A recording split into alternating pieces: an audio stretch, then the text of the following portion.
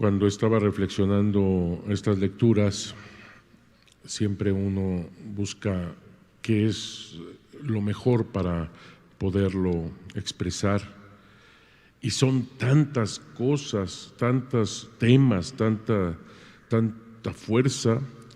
Voy a optar por un camino que yo con esto quiero decirles que ustedes en su casa después lean de nuevo la palabra de hoy y seguramente les hablará hasta lo profundo del corazón.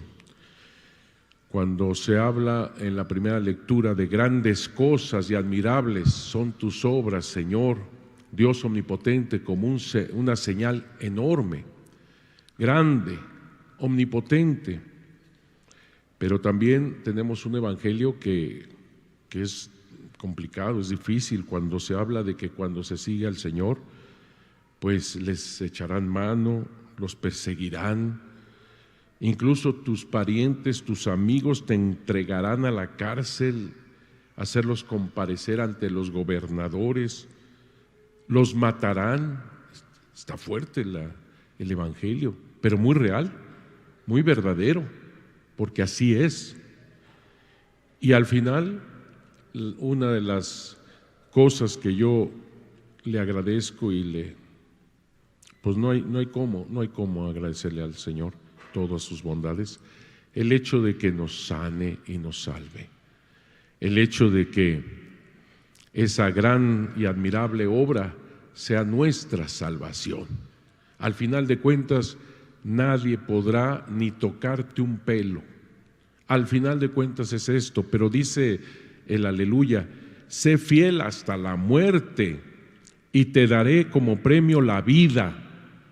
Esta es para mí algo que no hay forma de agradecerle. No hay forma de agradecerle cómo es que nosotros tenemos la vida ahora, es el regalo más grande, y que la muerte no tiene dominio sobre nosotros gracias a Jesucristo nuestro Señor, que nos da la promesa de vivir eternamente.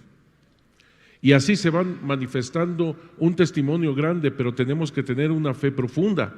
La fe es un regalo de Dios, lo sabemos, pero el desarrollarla, el que crezca en nuestro corazón, el que demos estas señales también de la bondad de Dios ante los hombres, precisamente nos toca a nosotros en nuestra voluntad y libertad hacerlo.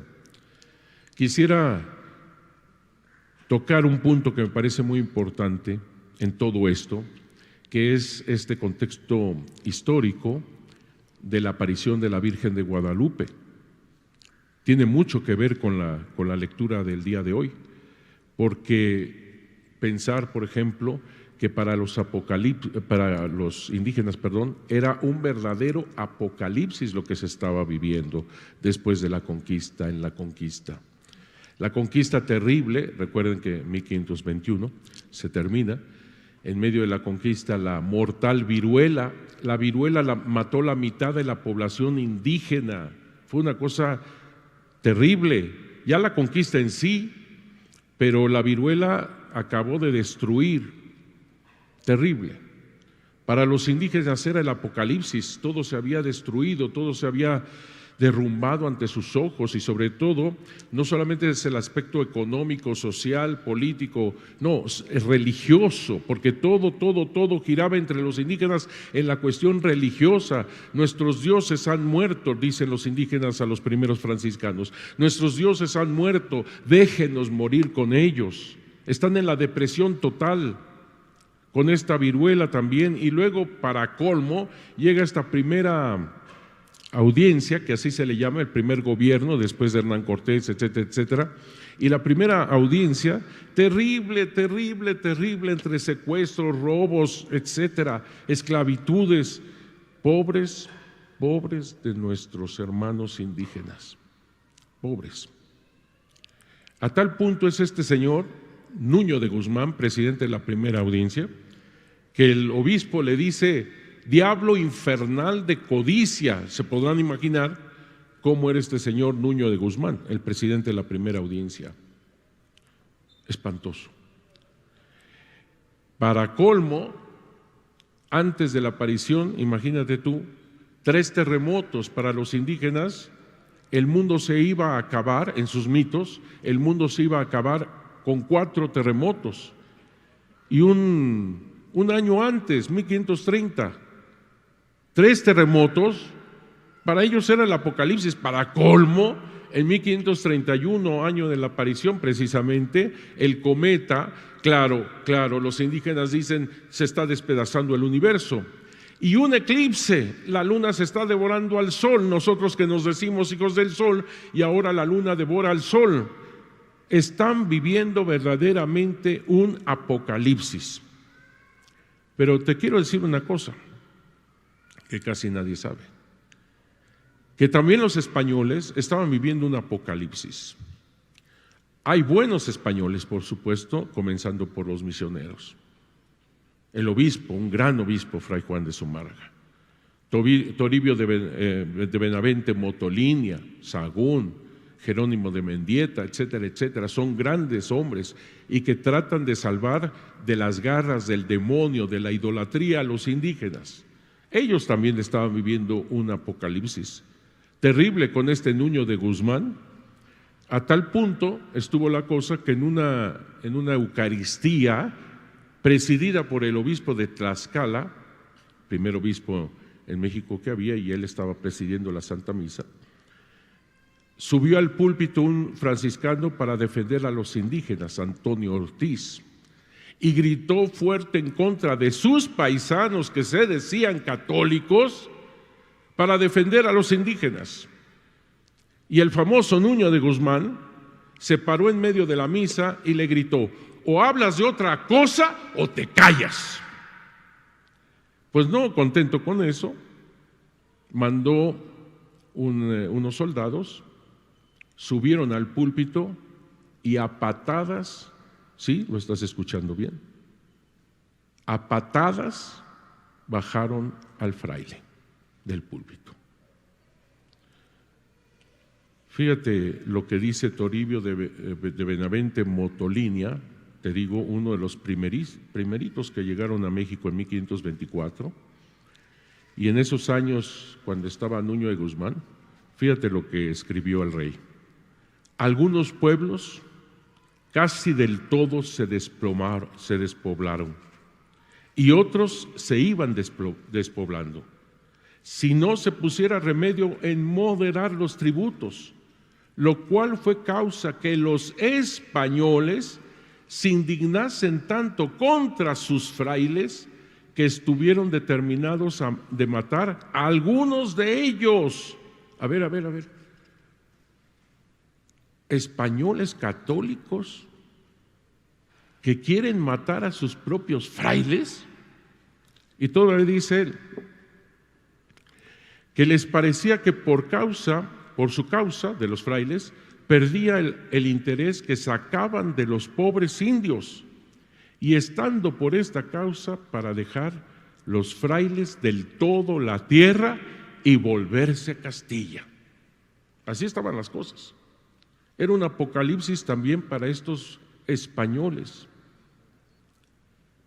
Y por eso Fray Juan de Zumárraga llegó a excomulgar a los miembros de la primera audiencia y a lanzar el entredicho a la Ciudad de México. Sí, Fray Juan de Zumárraga, el primer obispo de México, lanza todo esto en contra, porque también algunos no lo saben, estos españoles que se decían católicos, apostólicos y romanos, trataron de asesinar al obispo Fray Juan de Zumárraga.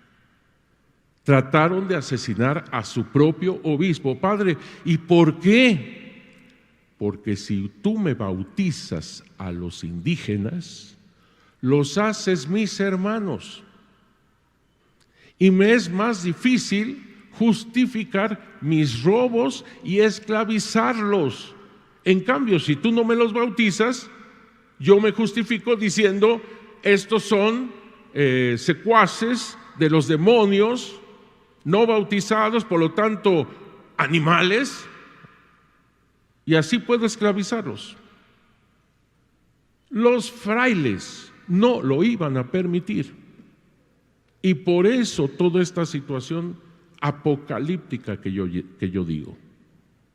Y es en ese momento, en ese contexto histórico, donde Fray Juan de Zumárraga le grita, aclama en oración a Dios diciendo: si Él no interviene con su mano, está la tierra en punto de perderse totalmente. Si Dios no provee con remedio de su mano, está la tierra en punto de perderse totalmente. Y ya ves, los frailes hasta estaban pensando dejar México, regresarse todos, porque aquí los querían matar. No los indígenas, no. Los que se decían católicos. ¿Qué verdad tiene la palabra del Señor?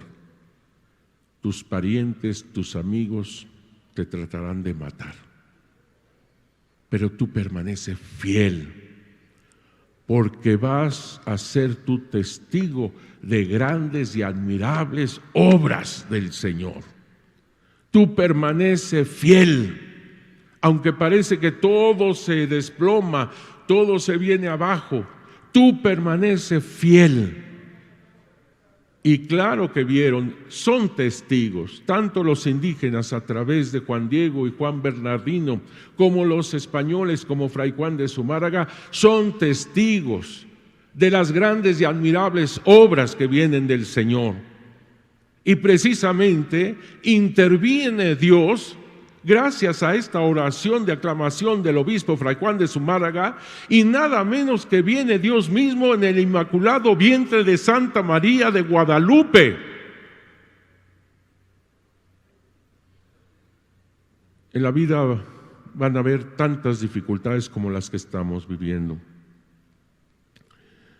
Van a haber tantas situaciones que nos despedazan físicamente, pero lo más terrible, van a haber gente muy cercana a nosotros, nuestros parientes, nuestros amigos, y que van a tratar incluso de matarnos, de aniquilarnos, de destruirnos, por muchos motivos.